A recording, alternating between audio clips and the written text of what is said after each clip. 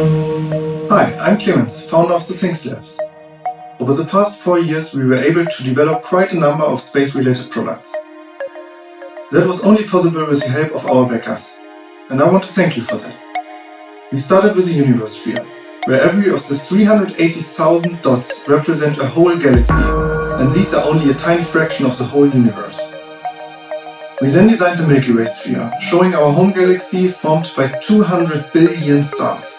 Our sphere only shows 200,000 dots, so every dot represents 1 million stars like our own sun.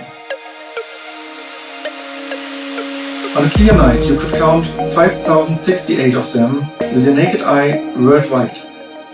They are categorized in 88 star constellations, and we put them into glass and into a card game. From the vastness of the macrocosm, we want to dive into the tiny world of the microcosm. We want to illuminate the beauty of the smallest wonders of our world.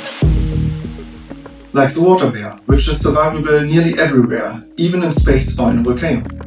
The human cell.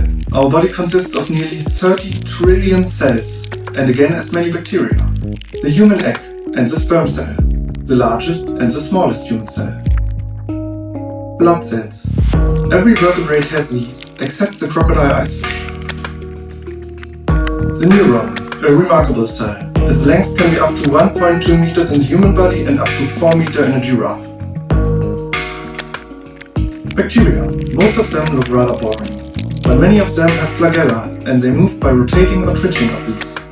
Some are good for us, while others cause diseases. The gonorrhea bacteria is nearly the size of a virus.